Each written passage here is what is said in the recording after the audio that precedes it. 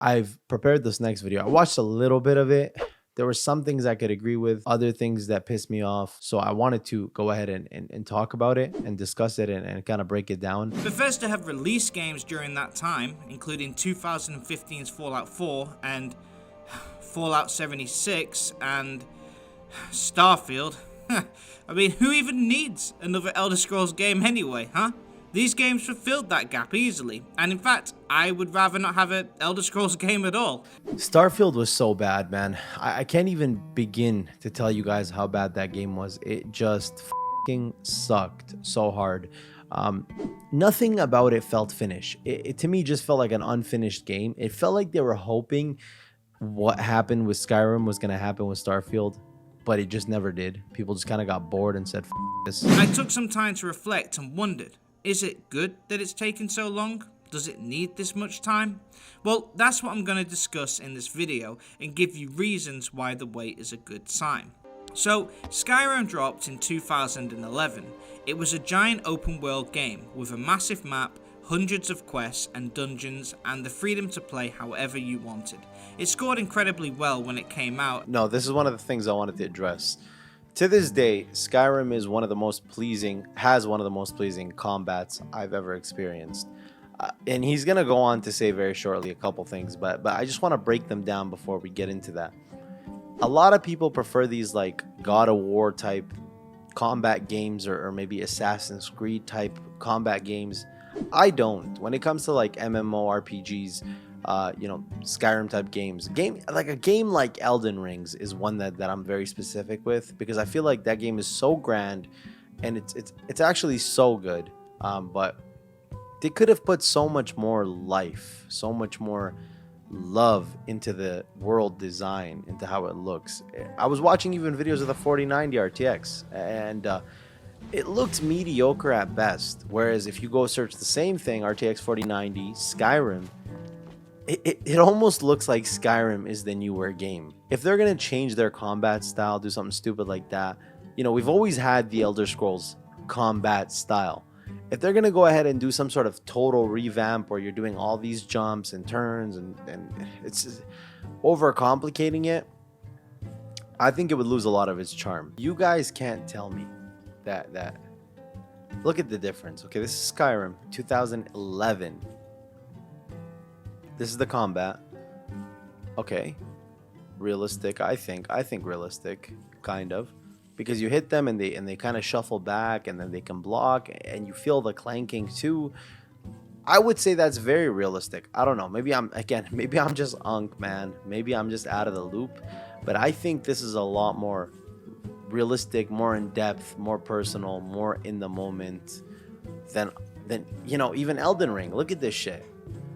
Look at this, man. Look at the world design. Like, it's a cool world. They could have put a little more love into it. It just looks fucking like it's buffered. Another game I really enjoyed for a similar combat system is Kingdom Come Deliverance. Now, this game employed a similar combat system where you had to manage stamina, observe your opponent, and fight strategically. Similar in some ways to Elden Ring, and it also had a giant open world full of side quests. Now, this game wasn't as big as a Skyrim or Elden Ring, but mark my words, its second installment that's releasing later this year will be. I fucking doubt it. That was literally, buddy, that was Oblivion level shit. I mean, you really hear saying Skyrim was shitty, but this is great. That was some extremely shitty movement, dude. I don't even know. This is the thing that baffles me with gamers.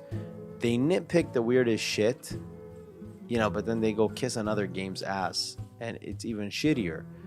Like with this one specific game that he's displaying. Yes, I agree with you. The graphics look very good. I like the realism of it. I like how nice it looks. But I think for combat, if that's like your point, that Elder Scrolls needs better combat, bruh. I mean, this right here, what the fuck was that? But essentially, this game gave immersion a whole new meaning.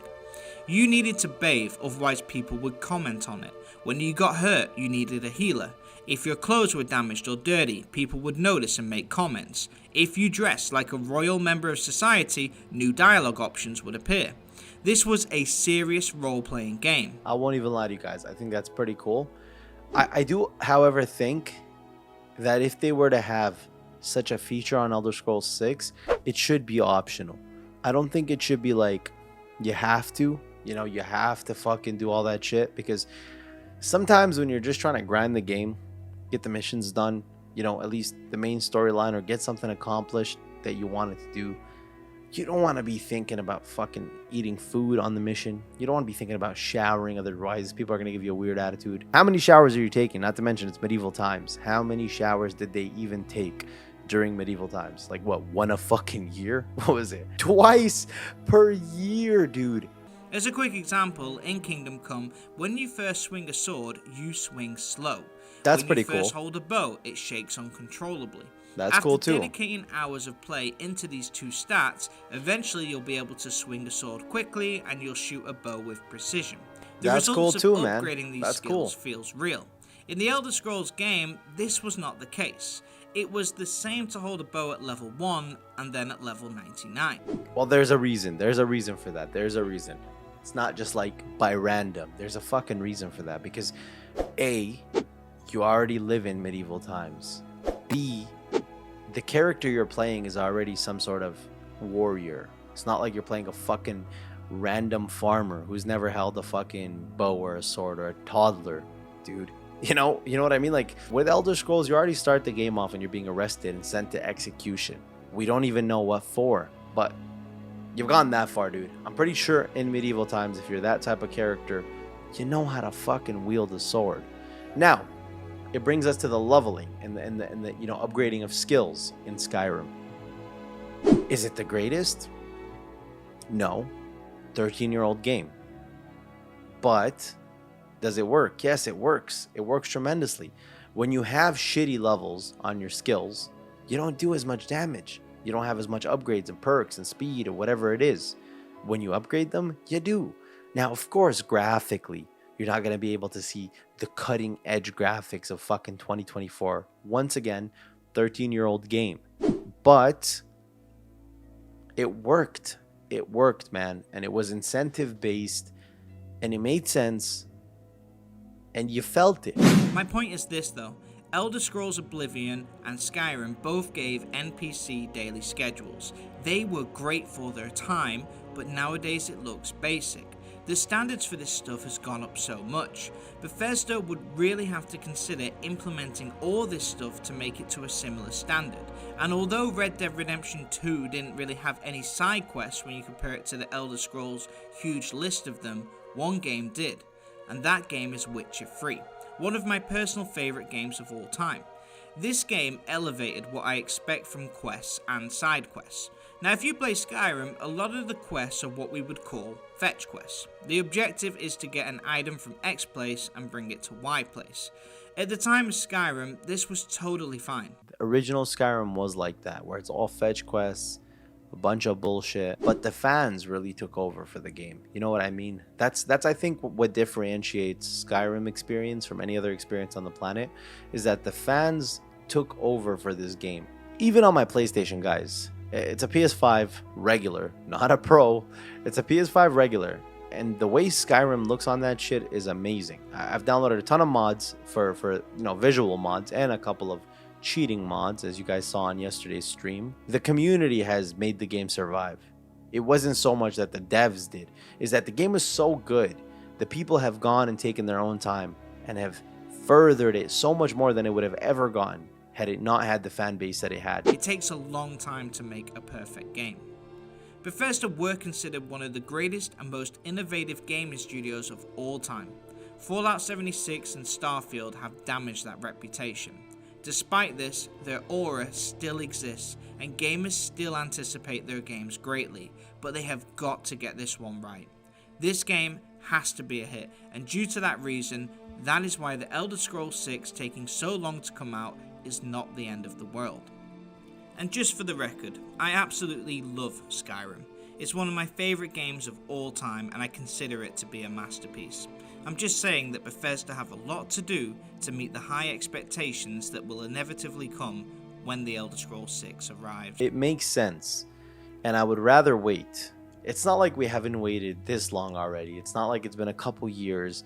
Will it be 10 years? Won't it be 10 years? I remember thinking that at the time. Will they release it before 10 years? But we're at a point now where it's been 13 years.